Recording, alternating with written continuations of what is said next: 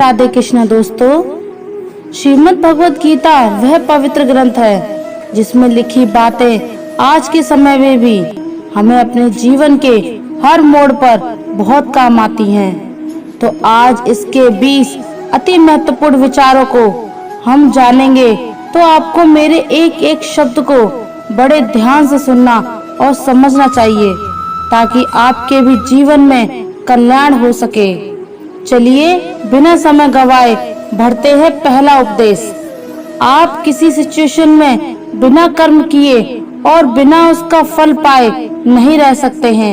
ऐसा हो ही नहीं सकता कि इंसान का शरीर एक सेकंड के लिए भी बिना कर्म किए रह पाए।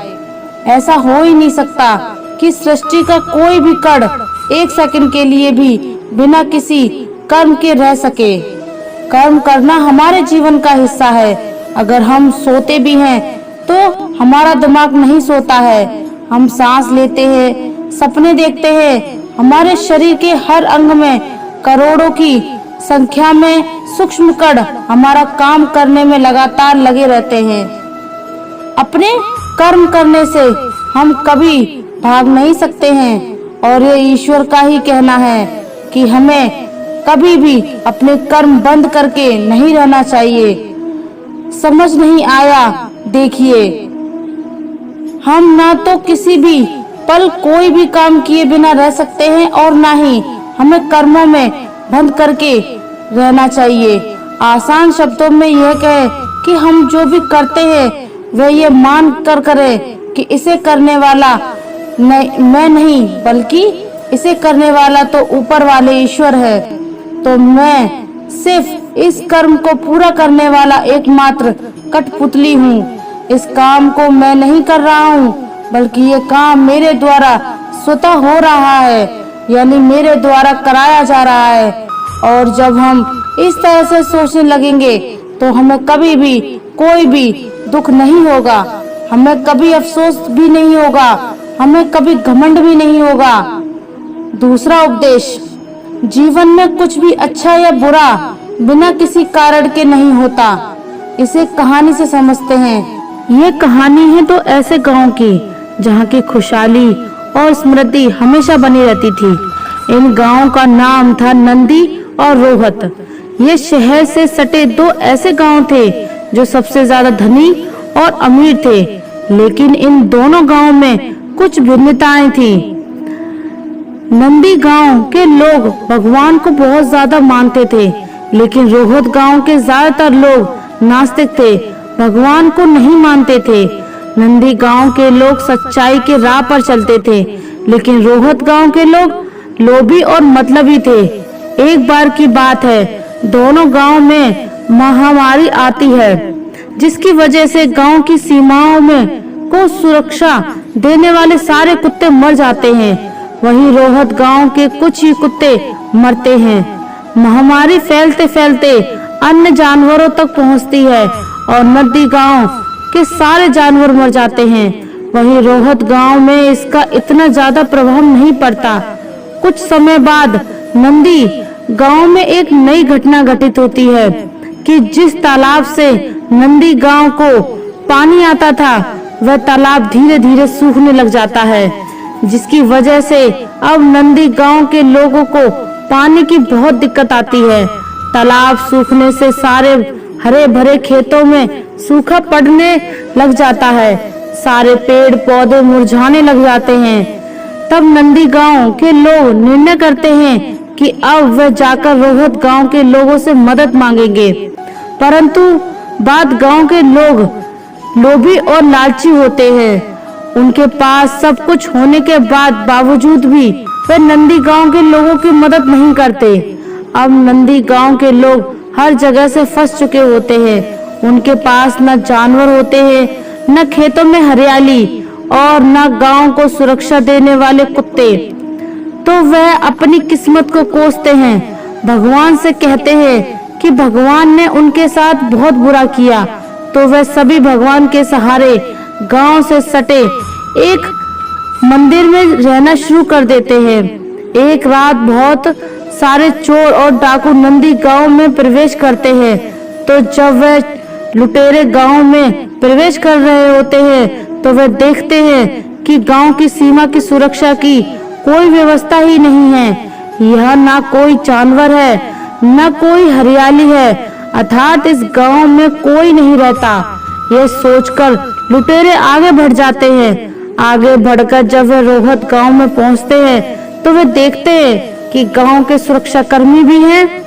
कुत्ते भी भौंकने लगते हैं। लुटेरे सारे कुत्ते और सुरक्षा कर्मियों को मार देते हैं और देखते हैं कि गांव में हरियाली है, जानवर है, इंसान है और सारे लुटेरे गांव में फैल जाते हैं।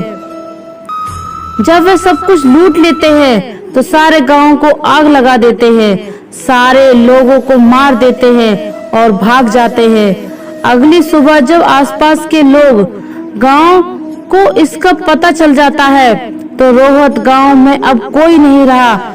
पूरा गांव शमशान बन चुका है, लेकिन नंदी गांव में किसी को हानि तक नहीं पहुंची। तब नंदी गांव के लोगों को समझ आता है कि भगवान ने उनके लिए जो भी दिक्कतें और परेशानियां दी उनमें उनका ही भला था, अर्थात जो होता है अच्छे के लिए होता है। इस कहानी से हमें ये सीख तो मिलती है कि हमारे जीवन में जो भी अच्छी या बुरी घटनाएं होती हैं उनके पीछे भगवान ने आपके लिए कुछ बेहतरीन और बड़ा सोच रखा होता है। बस शर्त है कि आप खुश रहे। इस दुनिया में जो कुछ भी होता है, चाहे वे अच्छा हो या बुरा, उनके पीछे भगवान ने आपके लिए कुछ बेहतरीन और बड़ा सोचा होता है। बस शर्त है कि आप खुश रहें। इस दुनिया में जो कुछ भी होता है, चाहे वे अच्छा हो रहा हो, उनके पीछे भगवान ने आपके लिए कुछ बेहतरीन और बड़ा सोचा होता है। बस शर्त है कि आप खुश रहें। इस दुनिया में जो कुछ भी होता है, चाहे वे अच्छा हो या बुरा हो, वह कभी भी बिना किसी कारण के नहीं होता और अच्छे के लिए ही होता है। दोस्तों, इससे पहले कि हम अगले उपदेश पर जाएं, अगर अभी तक आपने इस वीडियो से कुछ भी सीखा हो तो कमेंट में जय श्री राधे कृष्ण अवश्य लिख दीजिए और साथ ही इस वीडियो को लाइक करके चैनल को सब्सक्राइब कर दीजिए। तीसरा उपदेश, यदि आप जिंदगी में मन से कुछ पाना चाहते हैं तो इसके लिए आपको संघर्ष तो करना ही पड़ेगा, और अगर आप संघर्ष नहीं करना चाहते हैं तो आपको बस इस बात का दुख तो बिल्कुल ही नहीं होना चाहिए कि आपको तो वह सब प्राप्त नहीं हो सका जो आप हासिल करना चाहते थे या हासिल कर सकते थे। आपको अपने साथ हुए परिणामों को स्वीकार करना ही होगा। दूसरी ओर अगर आपको अपने कर्मों का अच्छा परिणाम चाहिए या आपके लिए अपनी जिंदगी में कुछ हासिल करना बहुत आवश्यक है, तो फिर आप यह मत देखिए कि मेहनत करने का सही समय कौन सा होगा। आपको यह नहीं देखना है कि आपको भूख लग रही है या प्यास लग रही है। आपको यह बिल्कुल ही नहीं देखना है कि आपको नींद आ रही है या गर्मी लग रही है या सर्दी लग रही है। यदि आप जिंदगी में कुछ पाना चाहते हैं, आप जिंदगी में किसी लक्ष्य को दिल से पाना चाहते हैं, तो इसके लिए आपको संघर्ष तो करना ही पड़ेगा। और अगर आपके अंदर संघर्ष करने की इच्छा नहीं है तो फिर आपको जितना कम मिले या ना मिले, आपके साथ बुरा हो या आपके साथ गलत हो या आपके साथ कोई पक्षपात हो रहा हो या अन्याय हो, आपके अंदर इतनी हिम्मत ही नहीं होती कि उन दुखों को सहन कर सके, क्योंकि यह तो आपकी लाइफ थी, आपकी मेहनत थी, आपके सपनों को पूरा करने की बात थी। तो आपने मेहनत नहीं किया, संघर्ष नहीं किया, और वही जिसने मेहनत कर ली, वह मेहनत करके अपने पूरे कर्म किए, वह सुखों को भोग रहा है। और जिसने सिर्फ सपने ही देखे तो उसे पूरा करने के लिए कर्म नहीं किया, तो आज भी उसी तरह है जैसा वह तब था जब उसने सपना देखना शुरू किया था। आपको अपने सपनों के लिए हर हाल में संघर्ष करना ही होगा। चौथा उपदेश, अच्छाई और सच्चाई को ना तो कभी हराया जा सकता है और ना ही कभी छुपाया जा सकता है। इसलिए सच कहने से और अच्छे कर्म करने से कभी भी नहीं डरना चाहिए। इस समय इस विषय के बारे में ईश्वर कहते हैं कि सच्चाई और सूरज को ज्यादा देर तक छिपाया नहीं जा सकता। एक वक्त आने पर उनको दुनिया के सामने बाहर निकलकर आना ही पड़ता है। आप उसको सामने आने से रोक नहीं सकते। उसका आज नहीं तो कल उजागर होना ही तय है। इसलिए यदि आप आज कोई ऐसा काम कर रहे हो जो सही नहीं है, गलत है, जिससे झूठ है, फरेब है, तो आपको उस काम को आज ही छोड़ देना चाहिए, क्योंकि किसी न किसी दिन आपकी सच्चाई इस दुनिया के सामने अवश्य ही उजागर हो जाएगी। आज लोग अपनी लाइफ में बहुत सारे झूठ प्रतिदिन अपने दोस्तों, अपने आदतों में बोलते ही रहते हैं। कई बार किसी के आरोप से बचने के लिए झूठ बोल देते हैं, तो कई बार अपना फायदा लेने के लिए झूठ बोलना पड़ता है। भगवत गीता में भी ये कहा गया है कि अगर आप कोई ऐसा सच बोलते हैं जिससे किसी मासूम के साथ अन्याय हो जाता है, तो ऐसा सत्य अच्छा नहीं होता। और अगर आप ऐसा असत्य बोलते हैं जिससे किसी का भला हो जाता है पर किसी का नुकसान नहीं, तो ऐसा असत्य भी बुरा नहीं होता। ध्यान रहे कि हमारे सत्य या असत्य कहने से किसी का बुरा ना हो जाए, किसी के साथ अन्याय ना हो जाए। इस वास्तविक सत्य और वास्तविक असत्य को समझना बहुत ही बड़ी बात है। इसलिए अपनी बुद्धि के प्रयोग से सोच विचार के उसके बाद ही निर्णय लें कि आपको क्या बोलना चाहिए और उसके अनुसार आपको क्या अंत तक करना चाहिए। पांचवा उपदेश, गुस्सा, लालच और वासना ये तीनों नरक के दरवाजे होते हैं। अब यह वासना क्या है? बिना किसी मकसद के तो हम जिंदगी जी नहीं सकते, और मकसद पूरा करने के लिए हमारे मन में इच्छा का होना बहुत ही आवश्यक है। लेकिन जब वह मकसद केवल और केवल खुद के लिए हो और आपको इससे कोई फर्क नहीं पड़ता है कि आपके इच्छा की वजह से सामने वाले का कितना नुकसान हो रहा है, तो फिर वह इच्छा बहुत दुख देने वाली बन जाती है, क्योंकि कभी न कभी उसके गलत परिणामों का आपको सामना करना ही पड़ेगा। छठा उपदेश, दूसरों की गुलामी करके खुश रहने की बजाय स्वयं को आजाद रखकर खुद के दुखों का सामना करना चाहिए, भले ही आपकी जिंदगी में कितने ही दुख क्यों ना हो। भगवत गीता में गुलामी को मौत से भी बदतर या बुरा बताया गया है। इंसान किस किस का गुलाम नहीं है, वह अपने विचारों का, अपने दिमाग का गुलाम है। फोन के गुलाम हो गए हैं तो किसी के यहाँ गुलाम बनकर काम कर रहे हैं। दूसरों का साथ लेना और दूसरों का गुलाम बनना, इसके बीच में एक पतली सी लाइन है, और इस लाइन के उस पार अगर आप चले गए तो समझ लो आप किसी के गुलाम बन गए। और वह लाइन है सेल्फ रिस्पेक्ट की, यानी कि आत्मसम्मान की। जब तक इंसान अपनी सेल्फ रिस्पेक्ट के दायरे में काम करता है, जब तक वह आजाद बना रहता है। लेकिन जैसे ही वह किसी के सामने इतना गिर जाता है कि उसका आत्मसम्मान समाप्त होने लगता है, तो उसकी लाइफ में एक समस्या आने लग जाती है और वह गुलाम बन जाता है। इसलिए दूसरों के गुलाम रहकर खुश होने से अच्छा है कि आजाद रहकर खुद की समस्याओं को समाधान किया जाए।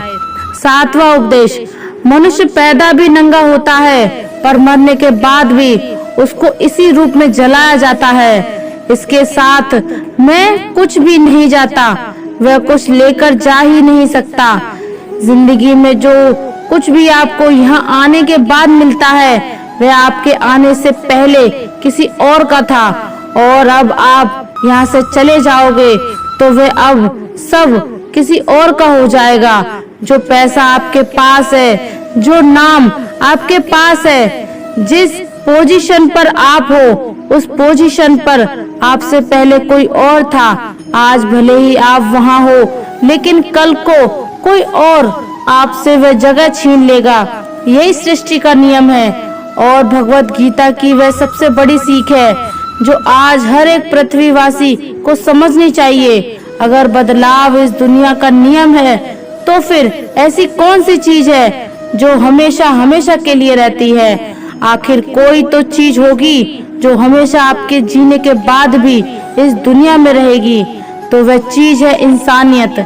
इसलिए सबसे पहले आप एक अच्छा इंसान बनिए। हर एक मनुष्य उस परमात्मा का ही तो अंश है और हमारे सीधे कनेक्शन उस परमात्मा से ही तो जुड़े हुए हैं। हमारी आत्मा कभी गलत नहीं हो सकती।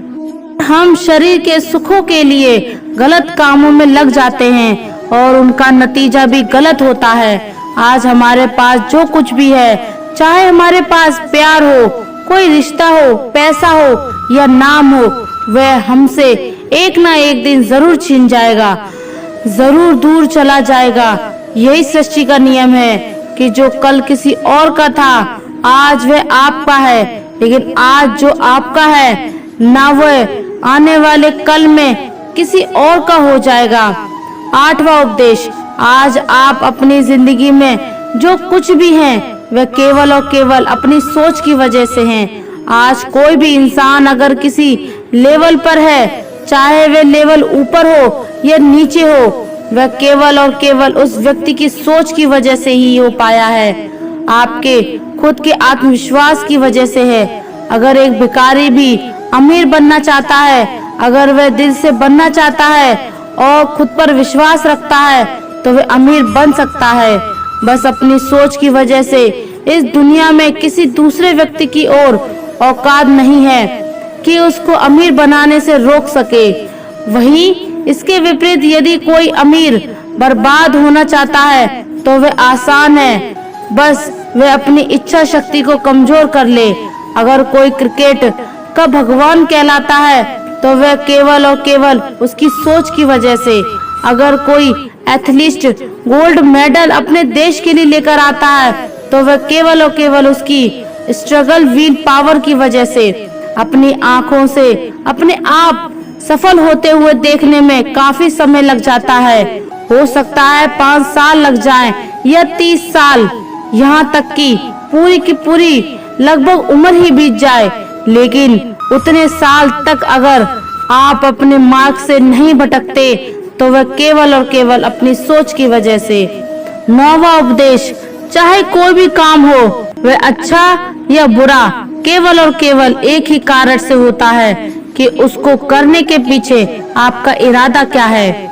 उस काम को आप क्यों करना चाहते हैं? चिंतन कीजिए, कहीं आप उस काम को आप इसलिए नहीं कर रहे ताकि आपका कोई मतलब या स्वार्थ उससे पूरा हो सके, या आप उस काम को इसलिए कर रहे हैं ताकि किसी का भला हो सके। काम भले ही एक हो, लेकिन उसका परिणाम इस बात पर निर्भर करता है कि आपका उद्देश्य सही है या बुरा है। महाभारत के युद्ध में लड़ाई तो पांडव भी लड़ रहे थे और उसी लड़ाई को कौरव भी लड़ रहे थे, पर दोनों के उद्देश्य बिल्कुल अलग अलग थे। एक तरफ पांडव धर्म के लिए युद्ध कर रहे थे तो वहीं कौरव अधर्म के लिए कर रहे थे। दोनों एक ही मैदान में मौजूद थे और दोनों ही अपनी संपूर्ण शक्ति और कौशल से एक दूसरे से लड़ रहे थे। काम एक होने के बावजूद भी, मेहनत एक होने के बावजूद भी कौरव को हार मिली और पांडवों को जीत। इस हार और जीत का कारण केवल एक ही था, इरादा। एक का इरादा सत्य के लिए लड़ना था तो दूसरे का इरादा गलत के लिए। 10वां उपदेश, इस दुनिया में सबसे शांत इंसान केवल वह है जिसके बुद्धि और आत्मा दोनों की सोच एक समान हो जाती है, जिसका दिमाग जिस पक्ष में हो और उसी पक्ष में उसका दिल भी काम कर रहा हो, तो वह इंसान हमेशा खुश रह सकता है। लेकिन हाँ, वह इंसान कभी खुश नहीं रह सकता जिसके विचारों में बहुत सारी कामनाएं होती हैं, और जब यह कामनाएं किसी कारणवश पूरी नहीं होती तो उस व्यक्ति के मन के भीतर क्रोध पैदा हो जाता है कि मेरा ये काम तो नहीं हो पा रहा है। अगर आप अपने आप को, अपने मन को स्वयं के नियंत्रण में रख ले तो वह सभी कर सकते हैं जो आप करना चाहते हैं और जो वास्तव में सही है और आपके मन को संतुष्ट कर देता है, तो आप सदैव अपने मन को खुश रख पाएंगे। हमारा मन अगर अशांत रहता है तो उसका सबसे बड़ा कारण है कि हम बहुत सारे इच्छाओं या कामनाओं के पूरे होने की शर्त पर अपनी खुशियों को बांध कर रख लेते हैं कि हमारी ये इच्छाएं और कामनाएं पूरी होंगी तभी तो मैं खुश हो पाऊंगा। अगर हमारे मन में ये सवाल आए कि खुशियां क्या हैं, तो इसका जवाब होना चाहिए कि खुशियां केवल हमारी मानसिक अवस्था होती है। इसलिए ही तो भगवत गीता में कहा गया है कि जो आपका मन करे वही कीजिए। 11वां उपदेश आपको हमेशा ध्यान में रखना है कि संसार में आप अपने आप को बेहतर बनाने के लिए आए हैं, कुछ बेहतर सीखने के लिए आए हैं, और जो ऐसा नहीं कर रहा है वह हर दिन मर रहा है। ईश्वर कहते हैं इंसान का नाश 2 तरीकों से हो जाता है। एक तो तब जब उसका शरीर बूढ़ा हो जाता है और अंगों में खून दौड़ना बंद हो जाता है और दिल काम करना बंद कर देता है और अंत उसकी मौत हो जाती है। वैसे इस बात को तो हम सभी जानते ही हैं। अब आपके मन में सवाल आता होगा कि दूसरी मौत कब होती है, तो उसे जानिए इंसान का दूसरा नाश तब हो जाता है जब वह अपने मन से हार जाता है और यह मन से मान लेता है कि मैं तो इस काम के करने लायक ही नहीं हूँ। जब इंसान अपने आप को, अपनी समस्याओं को खुद की काबिलियत से बड़ा कर लेता है और सोचता है कि यह समस्या तो मेरे से बहुत बड़ी है, मैं इसका सामना नहीं कर सकता, और जब इंसान की हिम्मत मर जाती है तो इंसान भी एक जिंदा लाश की तरह हो जाता है। इसलिए भगवत गीता में कहा गया है कि हमारी आत्मा प्रत्येक जन्म में अपने आप को बेहतर बनाती हुई अपनी यात्रा पर आगे बढ़ती रहती है और हर जन्म में उसके द्वारा निस्वार्थ भाव से किए गए नेक कर्मों के आधार का जब एक निश्चित सीमा आ जाती है तो फिर वह आत्मा परमात्मा में समा जाती है और फिर कभी वापस शरीर को धारण नहीं करना पड़ता है। 12वां उपदेश आप हर काम करने के लिए स्वतंत्र हैं, लेकिन आपको कभी भी अपने आप को इस काम में मिलने वाले हार या जीत से खुद को बांध करके नहीं रख लेना है। यह एकमात्र ऐसी चीज है जो अगर इंसान समझ ले तो उसके सारे दुखों का अंत हो जाता है और बिना मार भटके हुए मेहनत कर सकता है, और इस दुनिया में ऐसी कोई मंजिल नहीं बचेगी जिसको वह फिर हासिल ना कर सके। और सबसे शानदार बात तो यह होगी कि बहुत कुछ प्राप्त करने के बाद भी खुद को कभी घमंड नहीं होगा। आपका कभी भी किसी काम को करने का यह उद्देश्य नहीं होना चाहिए कि अगर मैं ये काम कर लूंगा तो मुझे ये फल मिलेगा। ज्यादातर लोग ये सोचते हैं कि हम मेहनत तो करते हैं, लेकिन उस मेहनत से ज्यादा हमारे मन में किसी चीज को पाने की कामना होती है, मतलब डिजायर होती है। पर हम उस वक्त ये सोचते हैं कि मैं इतनी मेहनत कर रहा हूँ तो मुझे तो सफलता मिलेगी मिलेगी, मुझे तो मिलनी ही चाहिए। हमारी उम्मीदें इतनी ज्यादा हो जाती हैं कि हमारी मेहनत ही कम पड़ने लग जाती है। लेकिन अगर आप अपने काम में सफल नहीं हो पाते हैं तो एक बात आपको अवश्य याद रखना चाहिए कि अगर आप इस काम में सफल नहीं हुए तो कोई न कोई और इस काम में सफल अवश्य होगा। 13वां उपदेश इस दुनिया में जब भी कोई मनुष्य महान बनकर के कुछ करता है तो बाकी दुनिया भी वैसा ही करने लग जाती है।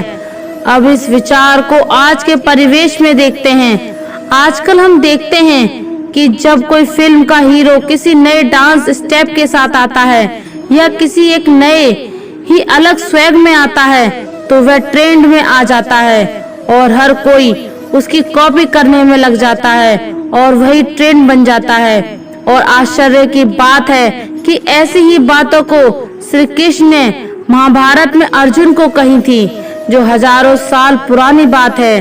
श्री कृष्ण ने अर्जुन से कहा था कि हे अर्जुन, अगर तू लड़ाई नहीं करेगा, अपना कर्म नहीं करता है, तो हर कोई तेरी बुराई करेगा और तेरे वंश को गालियां देगा कि अर्जुन कितना कायर था। लेकिन अगर तू युद्ध करके जीत जाएगा तो उसके आगे आने वाली जो दुनिया होगी उसमें तू एक उदाहरण बन जाएगा, और वह उदाहरण यह होगा कि धर्म की अधर्म पर जीत सदैव ही हो जाती है। और अर्जुन, जो तू करेगा उसकी बहुत तारीफें होगी, पर तेरी आने वाली सभी पीढ़ियां भी वे फिर तेरी तरह ही करने की कोशिश करेंगी। भगवान श्री कृष्ण के इस वाक्य में एक और गहरा अर्थ छुपा है। ध्यान से सुनिए।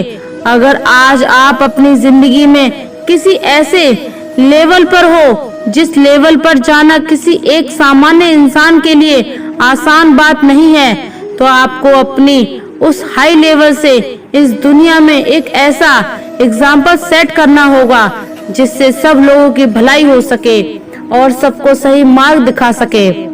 14वां उपदेश। इस संसार में सबसे ज्यादा हिम्मत वाले और सबसे ज्यादा ताकत वाले लोग होते हैं जो माफ करना जानते हैं। आप ही एक बार जरा सोच करके देखिए कि भगवान को कौन सी चीज भगवान बनाती है। भागवत गीता में श्री कृष्ण ने कहा था कि चाहे कोई कितना ही पापी इंसान हो, अगर वह भी अपने बुरे कर्म छोड़कर अच्छे कर्म करना शुरू कर देता है तो उसे भी ईश्वर अपना लेता है। यानी कि भगवान इस पूरी सृष्टि मालिक होकर भी इतने नेक दिल हैं, इतने पवित्र दिल हैं कि उनके दिल में सभी के लिए जगह है। उनके लिए सब एक समान है। महान व्यक्तित्व की निशानी माफ करना होता है। श्री कृष्ण कहते हैं कि सत्संग ईश्वर की कृपा से मिलता है, परंतु कुसंगति में पड़ना मनुष्य के अपने ही हाथों में है। लोभ और ममता, किसी से अधिक लगाव पाप के माता पिता हैं। साथ ही लोभ पाप का बाप है। श्री कृष्ण कहते हैं कि स्त्री का धर्म है कि रोज तुलसी और पार्वती का पूजन करे। मनुष्य को अपने मन और बुद्धि पर विश्वास नहीं करना चाहिए, क्योंकि ये बार बार मनुष्य को दगा देते हैं। खुद को निर्दोष मानना बहुत बड़ा दोष है। यदि पति पत्नी को पवित्र जीवन बिताए तो भगवान पुत्र के रूप में उनके घर आने की इच्छा रखते हैं। भगवान इन सभी कसौटी पर कसक जांच परख करके ही मनुष्य को अपनाते हैं। दोस्तों, अगर इस वीडियो से आपने कुछ भी सीखा हो तो इस वीडियो को एक लाइक कर दीजिए और इस चैनल को सब्सक्राइब कर लीजिए और कमेंट में जय श्री राधे कृष्ण अवश्य लिख दीजिए। आज की इस वीडियो में बस इतना ही। धन्यवाद। जय श्री राधे कृष्णा।